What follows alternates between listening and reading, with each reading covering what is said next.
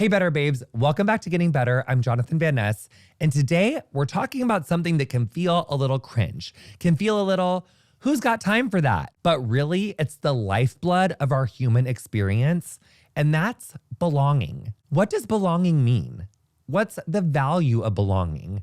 And what happens when you feel like you no longer belong? To talk about that today, we have Morgan Burch, who's an NLP master practitioner and inventor of the SCENE method and an all-around incredible person.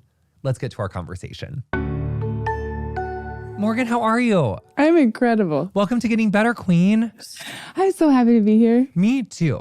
And I feel we hear authenticity and we hear connection so often. And I think for a lot of people and their personalities, that might just be like an automatic tune out. Like, what does authenticity mean? What does connection mean? Like, get away from me. I don't have time for this. Yeah. But you say in your work that it's one of the most important things that we have in life and that our culture has duped us into thinking that it's not. Why do you say that? Most of us were raised that in order to get connection, what you do is you notice what the person needs in front of you. And then you be that or you do that. And what you do in that process is the opposite of authenticity. You're abandoning yourself. And when you do that, to whatever degree I abandon myself to connect with you, I will resent you. And I am dooming the person that I love the most to be my villain and to be the person who hurts me. So our culture dupes us into either being authentic, which is this thing that you don't care about anybody, you don't need anybody, I'm isolated. That's how people envision it. Like, I don't care how you respond to me, I'm being authentic. Or connected, and people envision that as, I'll sacrifice anything for you. I love you. I'll do anything for you. If you do that, you don't get connection and you don't get even true authenticity because we're relational creatures. So when I become most authentic is when I am most accepted by the person I'm talking to because I'm relational and so are you and so is every human. And it's not bad to need people. It's human to need people. And authentic connection is putting those two together. So our culture dupes us into thinking you can be one or you can be the other. And sometimes you're lucky to get both. You need both to have either. Some people think authenticity means like, I'm just being true to myself. It's on you to deal with that, however you want to deal with it. And connection is, and people mistake connection for being, I'm going to abandon myself to be whatever you need me to be. Yes. But really, because I really have trouble with that, like knowing when my people pleaser is in my driver's seat and knowing when what I really want is in my driver's seat. I really almost can never tell. And that's kind of really difficult to to operate in your life when you're like not exactly sure who is in your driver's seat. So how would you advise that one of your clients to like understand like what is their intuition and like what is this your people pleaser or is this what you really want? Okay, I'm going to answer you slightly indirectly and then come back to directly. Most of us were trained toxic guilt, not healthy guilt. Toxic guilt asks the question, okay, how do I say no in a way that everyone will be happy? Or what does everyone need around me? Because if you're disappointed, I'm guilty. So toxic guilt is, if you feel bad, I feel guilty. If you feel disappointed, I feel guilty. I'm a bad person. I have that. Because I didn't. That's toxic guilt. That's trained. It's not natural. It's trained, which is great news because you can train a new thing, which is actually doesn't require training. It's already in you. That's healthy guilt. That's when you say yes and you didn't want to. That's when you say, it's the guilt that eats you alive and you can't sleep because you said yes to that thing, but you really didn't want to say yes to that. It's like, I abandoned myself and I can feel it. That's healthy guilt. That's intuition. Wow. That of being in touch with yourself enough to know this is not in alignment with me or my values. And there's almost not words for it. And if you try to use a matrix, you can be like, all right, I know that my values are honesty and seeing the beauty in people and living life transparently, whatever your values are. And then you can judge if you're feeling guilty against those or if you're feeling guilty because someone's disappointed. I don't really like matrices because I don't think of them in the moment. I'm just beating myself up and I'm like, oh God, they hate me and I shouldn't have said that. And did I say the right thing? And did they feel like this? So what I do instead is that's my indicator that it's toxic. As soon as I'm spiraling, if I'm spiraling about what you think of me, I've lost touch with me and I'm all about you. If I want clarity, it's actually pretty simple. I notice where I'm looking for it. And I go, ooh, that's not me. I'm not trying to get clarity from, I don't have clarity in me, so I'm trying to get from you. Okay, so that sometimes my husband and I will be like driving home from dinner, right? With like friends. Yes, okay, go. And I will often find myself saying, did I talk too much? Like, did I give the other person like time to get in?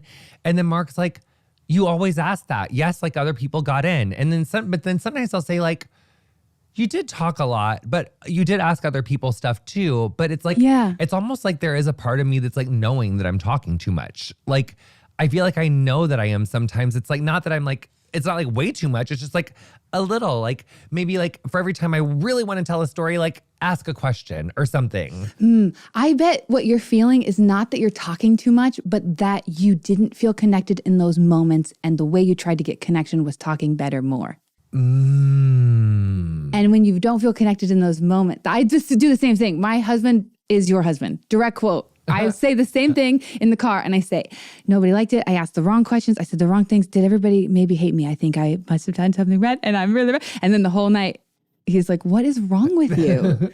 You were so attuned to everybody. You knew what everyone was feeling. What's your problem? You have the superpower of knowing how everyone in the room is feeling, but you forget how you're feeling. And what you're feeling in that moment is disconnected. And you are such a connection. I mean, not to like paint you with but like witnessing you today, you are such a connection. She loves to be connected. Oh God. I mean, like you make everybody, you're like, I want to, you're pouring connection out of you. I so badly want to go to one of your shows. Oh, I'd love to have you. Because I think you do it to everyone in the audience. I think you have this ripple effect of everybody feels connected to you because you can feel them. And I think sometimes what happens to you is you leave and you go, where was I? And what you think you're saying is nobody liked me. And what you're actually saying is, I wasn't there. I saw everybody and I know I was the one talking, but it was all for them. Where was I? I didn't actually feel seen, even though on the surface you were being seen, but you didn't actually get seen because you're the seer. So Morgan, how did you get into this work? The reason I figured out the authentic connection thing is that until a very specific Thursday, hyperventilating in a stairwell, in a skyscraper, at the dream job, wanting to die on my second panic attack of the day, I would have said, my greatest strength is how independent I am and how little I need people and how I'm so good at meeting everybody else's needs. But on that day, that was no longer true. I was independent and I was doing everything right. And I had all the things and I was doing the self-care and I was doing the running and I was like checking all the lists for the mental health. And I had done it all and I wanted to die. And I walked back to my desk and I hit play on this video, which was Sebastian Younger talking about his book Tribe. And at the time I was all into like the discipline guys, like the Jocko Willink and the Navy SEALs and the David Goggins. And I was doing all the routines. I'm trying to know what year this is, just so I can visualize. I was 25. 25. So you're like... I'm 33. Minus 7 years? So it's like 2018 or something? Is that 7? 17? Something like that. 2017, 2018? 2017, 2016, 2017, maybe 2016, whatever, one of those. In there, yeah. Yeah. So I saw that video and he was talking about all of these men who had come back from war and their trauma and how it was impacting them.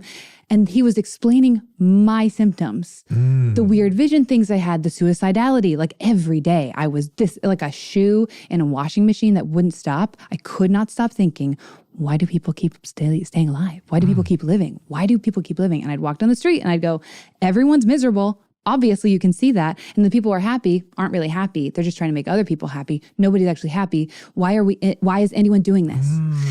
And that was like stuck. And then I saw that and he said, the reason that they are struggling so much isn't just the trauma. It's that they come back and they deal with it alone. They're doing life alone. And then he extrapolates and goes, that's not even just true with you've had war trauma. That's everybody. That's the people that commit suicide when they lose their job. That's like, and it just clicked for me. And it was the same week that I read a poem by Charles Bukowski, No one can save you but yourself. It's a war not easily won, but if anything is worth winning, this is it. And those two together made me realize I had been spending my life waiting for somebody to love me hard enough that I would be forced to allow myself to be loved, forced to allow myself to be accepted. And I thought what I needed was somebody else to convince me to be loved. And It was actually a door locked from the inside. And I was mad at the world for not banging it down, but they couldn't. And that moment changed my life because I was planning, you know, and I called my mom, I called my best friend, and I was like, hey, you don't know this, but I wasn't going to survive until the end of the month. I'm going to quit my job. I'm going to move in with you. I just heard that this community thing is it. I don't think I need you to do anything except see me. I want to come and I'm going to probably have panic attacks in front of you. I'm probably going to be a mess in front of you. I don't need you to solve anything. I just need you to see me and not leave. That's it. And that's what they did. And that was the beginning of all my work. And that's why I'm so obsessed with working with couples, because you can do all this healing on your own, but your triggers, they happen when you're with somebody. You can feel all healed. And then as soon as you meet the first person of the day, you're like lost. Yes. And I realized you don't uncover triggers to avoid them, you uncover them to heal them. So I wanted to uncover my triggers and heal them. And as I did that, I went from planning my own death to being so obsessed with life. And so like, this is everything. And it makes me so upset because I work with so many people and I watch them with my question in their head. Why do people keep living? Why do people keep doing this? Why do people keep loving? And that's why I focus so much on relationships, is because that's where you can love yourself the most. Not in isolation, but with someone else. And that someone doesn't have to be your partner. For me, it was my parents and my best friend first. And it's not that they were not therapists. They were like this the whole time. I would like, go over to my mom and be like, she's like, what do I do? I'm like, just don't leave. And to be witnessed is the greatest gift we can give anybody. We think that it's solutions. We think you come to me with a problem or a pain or whatever, and to prove my value is to tell you what to do and how to fix it. And that's not what proves anything. The thing that heals you is me seeing you at the point that you thought I'd reject you and loving you even more. Yes. Loneliness is killing people, and isolation is killing people, and it is ruining us. And we think that we have to like dive behind these identifiers of like, I'm liberal and I'm conservative, I'm man and I'm woman and and this is how people are. And that's all because we're trying to get connection. Yes. And we're trying to get connection through, well, if I have this word, or I have this thing I hate, or I have this thing I love, then I get connection with the other people that do. Yes. Yes. And you don't, though. You get this surface level and no one's actually seeing you because you're hiding behind this wall of identifiers instead of actually being seen. Can we talk for a second? Because I say this on the show all the time, but I mean it every single time. Growth is not linear, and neither is healing. I've had seasons where I felt like I had it all figured out. And then a breakup or a career pivot comes along and reminds me, nope, still a person in progress. And the thing that's helped me the most through every single one of those moments has been having someone in my corner who is there to help me sort through all of it. That's why I want to tell you all about Grow Therapy. Grow connects you with a therapist who fits you, your insurance, your schedule, whatever you need. And if it's not a fit, you can switch. No guilt trip, no drama. Here's the part I really want you to hear. The therapist you want probably takes your insurance on Grow. Grow accepts over 125 insurance plans, and sessions average $21 with insurance, with some people paying as little as $0, depending on their plan. That's amazing, honey, especially in this economy. So if there's something in your life that you've been wanting to change, truly anything, visit growtherapy.com/better today to get started. That's growtherapy.com/better. growtherapy.com/better. Availability and coverage vary by state and insurance plan. Did you know August is National Dog Poop Month? There is genuinely a holiday for everything. And honestly, I am here for it because I will talk about my dog's poop with the same passion I talk about literally anything else on this show. And listen, if anyone gets being this invested in the quality of their dog's poop, it's OLLIE. They deliver fresh, human-grade food that's gently cooked to maximize your dog's nutrition. OLLIE's fresh recipes are developed by real chefs with gut-friendly ingredients that support better digestion, more energy, healthier skin, and yes, better poops. And it's not just the food, it's the whole experience. Perfectly portioned meals, a pup tainer and scoop for easy storing and serving, and a smooth transition guide so your pup's digestion stays on track the whole time. I noticed that our pup's poo was stunning after switching to OLLIE. And if you're a pup parent, you know how important that is. This summer, treat your pup to better food and perfect poops. Head to ollie.com/Elton, tell them all about your dog, and use code Elton to get 70% off your welcome kit when you subscribe today. It's super easy and risk-free with their obsession guarantee. That's OLLIE.com/Elton and enter code Elton to get 70% off your first box. OLLIE, feed the obsession. And so to me, yes. And also, thank you so much for sharing that. That was so incredible. And yes, second of all, it makes me think about this kind of like tribalism. And it also relates so much to like cancel culture, which I've definitely experienced for myself. And I've seen so many other people go through this cancel culture idea. And I think not only is cancel culture like on digital media, it's also like you have a friend group and you're no longer a friend. A friend betrays you. It could be a partner that you're no longer with anymore. It could be a job that you get let go from. It could be like your experience where you realize like, I don't fucking want this life. And I like worked so fucking hard for it. And now I don't know what the fuck to do. That is almost like an idea of cancellation. And what happens to you after cancellation? And I think in my experience, I wrote a lot in my first book about my journey from loneliness to solitude. And which I wrote about is like, and I didn't invent this, but like liking my own company. And that I thought was like the journey of like, because I used to feel so like, if I don't have a friend to go to the mall with this weekend, or if I don't have a friend to go to a party with, or like when I turn 21, if there's not someone that wants to go out to like a bar with me, I'm a loser, I'm a failure. Like, why don't I have any friends? Like I constantly had like that kind of thing in my mind.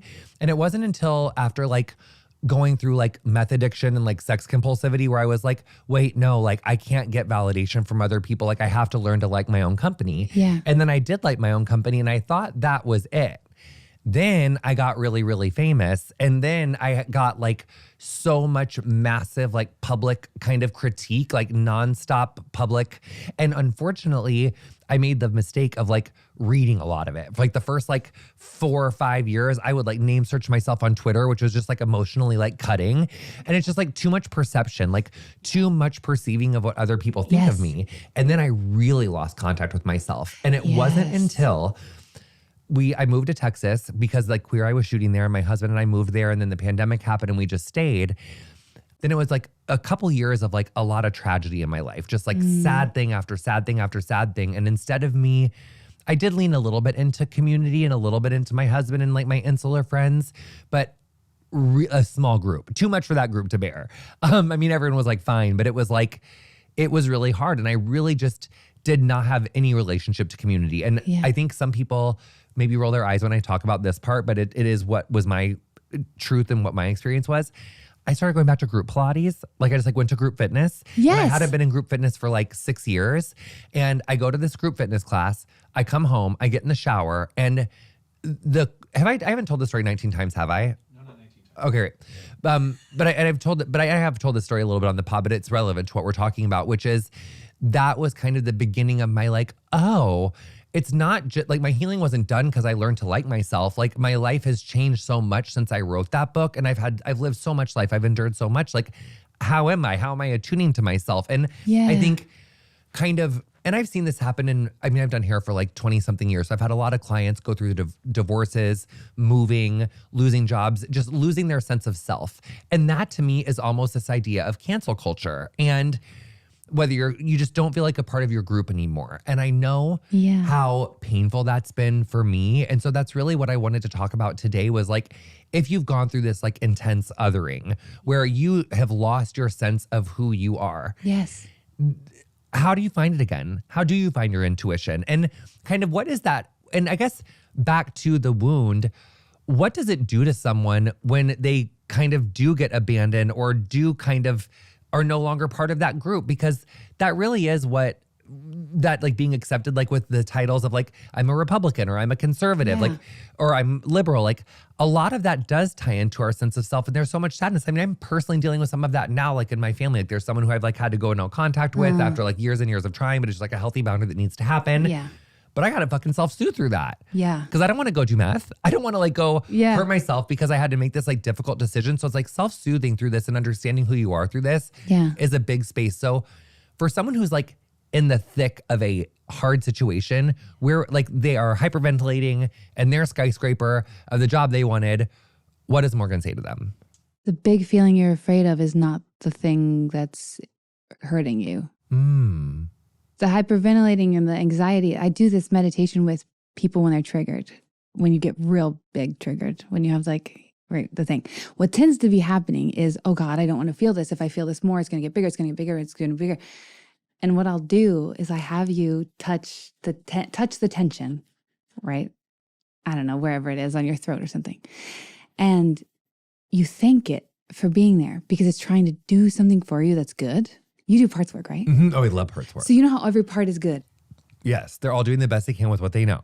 Just so if you guys don't know really quick. Yeah. Parts work, it's internal family systems, which we've also covered on the pod. Love. But obviously this is like more your arena, but as a my therapists have taught me how to do it. So just tell me if I'm saying it wrong. But basically, your centered self is like your perfect little baby when you're born. You have like your centered self, and your centered self is wired for love and connection. And it's not wired for like rejection and like, the othering. Yes. So then as you're a baby and you start experiencing like your little T traumas, your big T traumas, your centered self will make little parts that can tolerate the rejection. And so that becomes like your people pleaser or your busy bee. That's like some of my parts that I call. Or like crystal meth boy. That's like one of the other ones that I call like my little addict part. That's just like crazy. So yeah, it's like we all have like parts, and some people's parts are more like polarized than others. Like they're more obvious. Some people's are like kind of less obvious. And then my other big rule that I learned in parts is like, you can't do other people's parts work for them. Like you got to do your own and like name your own parts. Yes. But it's been really helpful in my relationship with my husband and my family members who've done parts work because it gives you like a common language to speak about. Like, this part is up. Like, and it's like, where's my centered self? Like, yeah. So it's kind of like so it's kind of like parts work in that you are separating from it a little, but it's less of a heavy lift in that you don't need to visualize anything. So you find wherever that tension is, the hyperventilating or whatever. Yeah. And then you thank it for being there. You're like, oh, you're here for a really good reason. I don't even need to know what it is yet, but I know you're here to protect me. Because at 6, I realized I needed to control everything, and that's how I solved the problems in the house or whatever. You don't even need to know that. Right. But that's an example of like, this is why the tension is here. So in that, the first step is not shaming the feeling, but actually holding it, turning to it, asking questions of it, which getting curious is the answer always. Like getting compassionately curious and then doing something with it, not just having insight, but like doing something with it. And see, sometimes I get stuck there. Sometimes I'm like, oh, that's why. And then I just like go smoke weed. Yeah. Yeah. It's like, well, I can figure that out, but then it's like, it's still there. So like, how would you like process, like, what do we do with it? I think you're a perfect state of healing. My friend Abby Stumval says this really well, is being in touch with yourself enough to know what you need in each moment. So I'm overstimulated right now because I'm in a really crowded room. I think I'll step out. If you're not in a healed moment, what you do instead is, why is everybody so loud in here? What the fuck is wrong with you guys? Like you go to drink or like whatever. Yeah, you grab need to a do drink. Self-soothe. Yes, and not because you don't think, which all stems from, I don't think my feelings really matter. If you believe your feelings matter, you don't have to defend them anymore. So they get to have the lifespan they're supposed to have. So all this to go back to, if you're getting kicked out of, you're isolated, you're whatever, that's because you're losing something you really need. That doesn't make you broken or bad. That means, oh, I'm having a really healthy response. So the first thing I do is welcome in the feeling and be like, hey, I'm glad you're here. And if you can visualize little you, that's even more powerful. I like to visualize water, like gratitude, like water running into that spot of tension. Thank you so much for being here. Thank you so much for being here. Thank you for taking care of me. And then you ask, what do you need from me? Not anyone else, not my partner, not the person I just cut off. What do you need from me? And sometimes that is, I need you to call mom. I need you to call your husband. I need you to reach out to another person. That need can still be fulfilled by somebody else, but it's initiated by you. So there's this thing that I've just been like ruminating on. Yeah. And it wears me out really bad and I hate it. And when I ruminate on it or when I think about it, I think like, I just didn't handle that right. And if I could have gone back and if I would have done this and if I could have made people think that, but it always goes back to trying to control what people think about me. Yeah. And it's so painful because I cannot control what people think about me. Yeah. And when you were just saying, it's like, what's the feeling? And like, when I get this, like, like everyone, it's like, I need to ask that feeling, like, what do you need from me? And what that feeling needs from me to know is that like, I cannot be defined by someone else's words. Like someone else's words about me doesn't make it true. I don't need to defend myself. Yeah. I don't need to go back and try to make someone think something else. Like that is what that was. And I don't have to like defend it or keep going back to it. And it's like this like scab that just always makes me want to kind of like go back. Yeah. And it's just driving me fucking nuts. And what that part really does mean for me is like my own forgiveness and like my own compassion so that I can move forward. Yeah. Oh God. And what's wild about that is when you give it to yourself, then you can finally accept it from someone else. If they were to give you what you're hoping for now, it would be like they poured into a cup with a hole in it. But when you give it to yourself first, the cup doesn't have a hole anymore. So I love that you work with couples. Yes. And I also like, I want to touch on this a little bit and then I want to get into like more of your couples work because like I was someone who like in my 20s, I felt like a lot of like kind of pretty pervasive shame around not being in a relationship. And I felt like I wasn't going to be okay until I was like in one. And I also believe that like, I totally am a co-signer of like that whole like insecure functioning relationships can become secure functioning like if both people want to. And I love what you're saying about like we can really learn to love ourselves when we're in relationships. So it's not like you have to be like perfectly healed and whole before you can get into a relationship. So I'm not saying that. Yeah. But I am saying that like there is this like, I feel like there's this like social pressure where it's like you're not good enough if you're not in a relationship, or if you are single, there must be something. So I want us to, talk about like relationships, but also your relationship with yourself. Cause I feel like both are really important. Like your primary relationship and your relationship with yourself. And I know that you weren't saying that either, but I just want to like set the phrase. Cause if someone's listening or watching this, they're like, I'm not in a fucking primary relationship. I don't care about that. I just want to know there's something for you in this too. So, but in your work, you do work with couples and loved ones in pretty intense seasons of their life. Yes. What have those seasons taught you about people, and what are they really longing for underneath fights and conflict? This is great. Who wrote that? Me and Chris. Chris. And I put my spin on it. Love. That was fabulous. Great job. I'm going to respond to something you said earlier because this ties in and then I'm going to. Yes, please. Okay, so we were talking about cutting people off in divorce. This made me think of divorce. I'm a very pro-divorce couples person. And the reason is that I think a successful relationship is not happy. It's not even healthy. It's healing. Like if you have to be healthy to be in the relationship, how are you going to grow? You have to be perfect to be in it. That's not successful. If you have to be happy all the time you're in the relationship. That's not going to fucking happen. Exactly. Because it's like not even like real. I mean, no one, even alone, is happy all the time. Right, exactly. So then you're performing, it's awful. Healing is what I define a successful relationship. So if it, and the Patrick T. Hand says the most signifying trait of childhood trauma is trying to get a difficult person to be good to you. If you have to be in a relationship that makes you realize how bad you are treating yourself, how bad you are allowing yourself to be treated, and finally treat yourself well enough to leave, that was a successful relationship in my book. That was healing. So divorce is sometimes incredible. It's empowering. It's hard. You're making the hard decision that nobody wants you to make. It's so the opposite of self-abandonment to choose divorce. I'm very pro-divorce for when you're abandoning yourself to be in the relationship, and that's why you're in the relationship in the first place. Get out. And do you think there's any middle ground on that? Oh, 100%. I there think is, right? The way to set boundaries is not, it doesn't have to be black and white. You kind of inch there, which is, I call it, I love an acronym, which I'm about to answer. I love an acronym too. Okay, good. Because I'm about to answer your actual question. But I'm going to do this and then go there. Yeah. VIC, Vic, vision, invitation, collaboration. Meaning, this is the process of boundaries is saying, here's my vision. I invite you on that vision. And then we collaborate to how to get there. Not, you don't have to do hard, like, I need this, so you need to act like this. First of all, that's not a boundary, that's a demand or a request. Right. But even just the hard, I don't like this, so I'm gonna leave, is so dramatic and like too much, and it hurts you to do that. You can instead say, I wanna have an incredible conversation with you where we feel really connected. Yes. Is that what you want too? Yes. Then you say yes, and then, or no. And I'm like, oh, okay, well, now I walk away. If you say yes, I'm like, okay, how do you think we get there? Now we're on the same team towards that vision. That's actually me boundering. That's me putting us on the vision that I have, that you've said you have too. And it's not this like uncomfy, shitty thing. It can be kind of like a fun combo. Right. So a lot of the work that I do with couples who come in thinking they're going to get a divorce, and I'm there to help them navigate that divorce. Sometimes that's what I do. Other times we realize you have the same vision.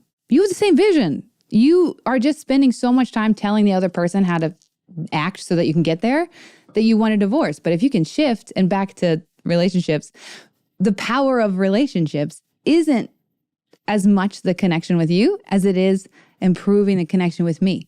And you are my best mirror. Like a relationship can't give you, literally can't give you what you desperately wish for unless it's what you believe you will get. A relationship will give you what you believe you will get. So if I come into this conversation and I believe you're not going to care about me, you're not going to listen to me, you're not going to think anything good of me, what am I going to do the whole time? Look for evidence that that's true. And you might say 99 things that say you like me and you listen to me, but that one thing that proved what I believed I would get right is the one I will call truth. God, I have this like old girlfriend who I did have to cut off like a dead foot in 2020, but I like really loved her. And I really hope she's listening to this. It's like, it could really help her. But anyway. I hope she's listening to you. You asked me what's under the arguments. Oh yeah, what is under arguments? Okay, so my favorite analogy for this, I created a method called the scene method. It's why I got big online and like everything, because this popped off. So I thought my husband was putting me in a car. He's driving me to anger, obviously. And then he's turning to me and he's asking me, why are you mad? And I'm like, you drove. You've been here the whole time. You did all of the stuff that drove me to anger. Obviously, you should know why I'm mad. I feel like I missed a step. Did you get pissed off because you hated how he was driving? No, this is a metaphor. Oh. Yeah, I understand.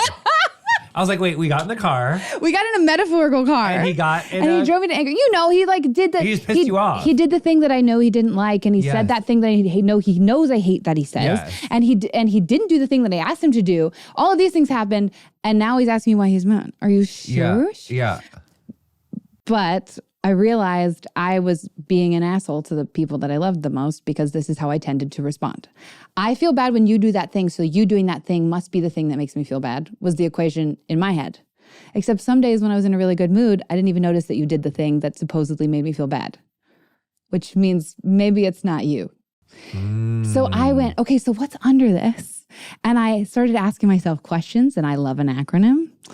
And I realized under pretty much every separating emotion, whether it's anger, resentment, frustration, anxiety, anything that makes you feel separate from people, there are 4 questions. If you answer these 4 questions, you get the reason why. Often just one question. What am I scared of? What was I really taught to be scared of? So when you didn't do the thing I asked you, I got scared you didn't care enough about me to do the thing I asked you. That's the vulnerable way to approach that conversation, right, and the more honest way. Embarrassed when you didn't laugh at the joke that I made. I called you a person with no sense of humor because I was embarrassed that maybe I sucked at telling a joke. I didn't want to be seen as somebody who wasn't funny, so I'd rather call you a person with no sense of humor. Expectations. What did I expect? Did I expect you to respond the way that I would? And then when you didn't, I thought that meant you didn't love me? Probably. That's like 99% of arguments. And what do I need? That's what we've actually been talking about this whole time. What do I need to do in order to take care of me and this relationship? SEEN, seen. And with seen, what was the S one more time? Scared. Scared. And then embarrassed. And then expectations. And then need. Yes. And it's through these, it's like, so when you're dysregulated, angry, yes, resentful about any situation or yes, a person, you're like, seen. Yeah. And I need it one more time for my neurodivergence. S. What, scared? I'm scared. What am I afraid would happen? Like when this thing happened. Yes. What am I afraid it means? Yes. And then E is like embarrassed. Embarrassed. I'm embarrassed. Oh my God. What if there's an answer to, what if there's like a little bit of like all of those? There almost always is a little of all of those. So then what happens? That's how you start the conversation. With yourself. And then with your partner. So you start the conversation, or with the other person if they're trustworthy. I was back to my rumination thing. So with your, like about like my own thing again. I was like, so yeah. So yeah. So it ends with N, not just because it's a sentence, but because that touch the tension thing that I asked is, what do you need? When you get vulnerable and you answer those questions, you're like, oh, cool. That's great. I have insight. Now, what do I need? What do I need from me to move forward? Yeah. Yes. This is like along that, but it's slightly different. Have you ever heard of Joyce Meyer? Is that like televangelist with like red hair from St. Louis? Oh, I was a big fan when I was little. Same. I like had CDs when I was like, I had CDs. Yeah, when did you graduate high school? That voice, I can't do it. But that voice, her voice. When did you graduate high school? 2010. Oh, okay. So you're younger than me, but yeah, and I'm just feeling kindred love. So she says this thing, which is like, sometimes you can't trust your feelings. And then I always laugh about that because like I take it further and I'm like, yeah, because if I trusted every feeling I had, like I'd be in my mom's basement eating Pop-Tarts for like the rest of my life. But when you go through trauma or something difficult and your instinct is to isolate, for me, when that happened, I did not realize I was isolating. Yeah. Like I really just thought I was like tired. And so I needed to go home. How, like, do we listen to the voice to isolate? Do we force ourselves to get out of the house? Like, what do we do if we're realizing that we're isolating? And on that note, like when I was doing it for 2.5 years, I literally didn't know I was doing it. So your question is two parts. One is, how do you know if you're isolating? And the second is, when you know, what do you do? Yes. Or like, is there times where like maybe you just don't know till you know? I think you don't know till you know. But I also think, how do you know that you're isolating is, how did I know I was isolating? How did you know you were isolating? So Mark and I moved to Texas for years. And then when I came to New York, we came to New York in like last year for like a couple months. And I didn't think anything then about like, oh, I feel so much better here. And then this year we were like, let's come back to New York for a couple months. It's like easier for work, not so much traveling back and forth. We'll just like park it in New York for a couple months. And as I was here for these last few months, I realized kind of quickly that I had been isolating in Texas like pretty intensely. Yeah. Like when people invite me to do things here, like I want to go. I want to be around people more. I still do notice like I want to be home. Sometimes I want to be with my animals. Like I need balance. I am almost like 40. I'm like not going out 6 nights a week. But it just became clear to me that I had been isolating a lot. And it was actually kind of disorienting and scary when I realized how much I was isolating and literally didn't notice. Oh, yeah. But we are manipulated to isolate. This is why it feels like a war, like a battle, is because we are being manipulated to isolate. But everything, I don't know that that's the goal. But tell me more about that. Like you're getting Band-Aid connection everywhere, right? You're getting like, social media makes you witness a face saying emotions at you, feels like connection. Before social media, that's the numbing out watching. I had a period of my life where I locked myself I had a really severe binge eating disorder, and I locked myself in my apartment for 2.5 months and did not let anybody see me. And when I left, I would wear, I don't think I've ever talked about this. I would wear like a hood down so you couldn't see my face. And it was like fully hiding. And I Band-Aided my connection by having a show on all the time. Now we have social media, which works even better because it's more personal. So it can enable you to do that longer. Yes. So we've manipulated to isolate without knowing, because we're getting that like protein bar version of a meal all the time. Yes. So my default is, if you feel bad, the first question is, who's the last person you felt loved by and when did that happen? If you don't have or if you have a one person answer, my partner today. Okay, what about anybody else? Well then, it's almost like a plant needs water. Humans need hugs. Humans need each other. You're not broken. That's your system being like, yo.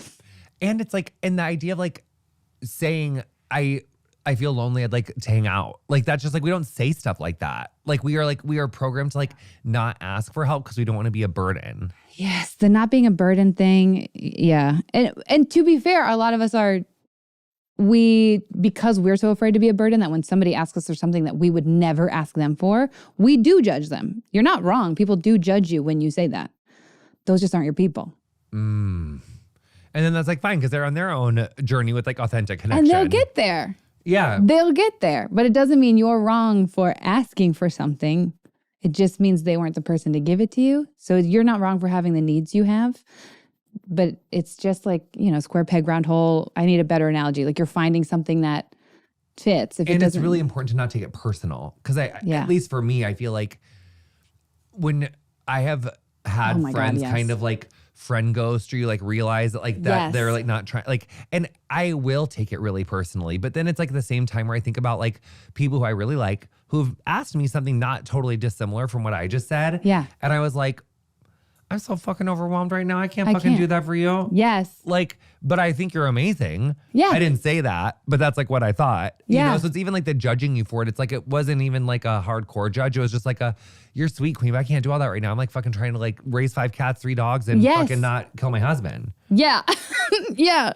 Not literally kill him, but you know what I'm saying. Not taking things personally is the like key to successful relationships. And it's so hard to do because we spend our whole lives going, I'm having an impact on everyone. And I'm making everything around me is because of me. Yes. You feel the way you feel because how I am. Not because you had a day around you had so much happen today besides talking to me. I'm doing my impact on you is such a small % of your day. That not taking things personally around friends, I think is so hard. Yeah. It's so hard, but it's so important. Yeah. So advice on not taking things personally. Oh, I love this. I love this topic so much. I have so many things I want to say Lay it at one on me. time. Because with all of us, right? There's an interesting, when we feel out of control of our feelings, we try to control somebody else's actions. When somebody else tries to control our actions, we try to control their feelings. Okay, you know what's really interesting about this? What? At least for me, not to be selfish. Love it. I think I smoke too much weed to, like, I can't handle trying to control someone's actions. Yeah. But I do want to fucking control their feelings. They get a sense of power by having power over you. How you and I, gifted with like the way that we are in the world, learned is, okay, when things go bad, no problem. I'll just control everybody's feelings. I'm great at that. Those people sucked at it, but they got power and control in the situation. So they will say, those are the people who will say, I'm really good at reading people. I can really understand what's happening in a room and I can make anything happen that I want to. And they don't recognize what they're actually doing is making everybody feel awful and just like capitulate so they can get out. Like, okay, fine, I'll do whatever you want me to do so I don't feel awful anymore. But the only time they feel the most powerless though, that's the trippy thing. Like it's really fun because I get to work with couples, right? And most of them have this extreme dynamic. One becomes very controlling and is always disappointed and feels so alone in the relationship. And the other one feels like a disappointment and is always walking on eggshells. This person over here, the controlling person, feels so powerless. And keeps me like, change your behavior, change your behavior, change your behavior. If you just change your behavior, I'd be fine. And that this person feels powerless because you feel powerless if you try to control anyone that's not you. And that's them feeling powerless because of that. If someone feels like, wait, I don't even know if I belong. I don't know what I feel. Like I can't tell if I'm people pleasing. I can't tell if I'm being authentic. Yes. Before we go fix every friendship and every family relationship and every romantic relationship, how can we fix our relationship with ourselves more first? Do not hold on. Do not go fix your relationships. That's not your job. You can't do it. You 0% effort on healing your relationship or fixing the other person or getting them to understand you. 100% effort on healing yourself. The gift of the relationship is you're going to trigger me. And I'm going to find where I'm not being true to myself in that moment. And the truer I am to me and the more honest I am with me and the more curious I am with me, the more curious I am with you. And that will heal the relationship to the level that it's meant to be healed. It's not my job. So, okay, I'm obsessed with that. What did you say though? That wasn't the answer to your question. Well, no, you were saying like, don't fix your relationship. So how can someone start? Knowing what they feel. Yes, and having a better relationship Try with themselves. it on like clothes. Try it on like clothes. We get so uptight about feelings. I talk to my clients, I'm like, you don't even need a feeling word. How are you feeling right now? Buzzy in your head? Kind of like a train that won't get off the tracks. It doesn't matter. It's just having communication with yourself and being in tune with yourself, whatever language you use. You don't have to use therapy jargon. You don't have to use feeling words. If you're like hyper masculine and those words scare you, great, use an analogy. But try it on like clothes. So it's really just like trying to name your feeling. Yeah, it's really validating it to yourself. That's really it. So naming your feeling isn't, I got the right word for it. It's, I care enough about it to look at it. So maybe for people who are really into parts work and you're visualizing you at different ages, you see that little you and you can see that little you is crying. You don't have to say, I'm sad. You can be like, that little 6-year-old is just sobbing right now. And that's enough. There is no right way to do it. It's just caring enough about yourself to get curious and then see you. And once you see you, then someone else can see you too. Most of us have walls. It's like putting the oxygen mask on yourself first vibes a little bit. Yeah. I like the door locked from the inside. Okay, wait. So I was just thinking about this analogy because I think I'm very excited about it. You tell me if you like this, because I think this is the best way to explain it. I imagine our hearts and minds as a room with like infinite doors around. And we are screaming about the doors that are closed. And we're like, why is no one opening those doors? Because the only doors that are open are the ones that how we're treating ourselves. So if I treat myself with criticism, when you give me criticism, it comes right in. But when you give me love, I won't really believe it. It's a door lock from the inside. But if I give myself a ton of love and not that much criticism and you give me criticism, the criticism door is shut, the love door is open. So I'll hear all your love and I'll look at your criticism and be like, oh man, he must be really hurting today. Are you in a bad mood? I won't take it as criticism. I'll take it as an indicator that you've got something up with you. So I envision our hearts and minds as this room with infinite doors, and the doors that are open are whatever way we treat ourselves. And that's how we teach people to treat us without really overthinking it. It's how we treat ourselves is what we're going to allow ourselves to be treated. Yes. Okay, so we have some more to get into on Patreon, but I had so much fun. Thank you so much for coming on Getting Better. We love you so much. Thank you. And if you loved more of this, we're going to get into some more details here. We have our listener questions for French Kitty Corner. And if you just love our C's over here, there's more that came from on our Patreon. So we love you so much, and we'll see you next time on Getting Better.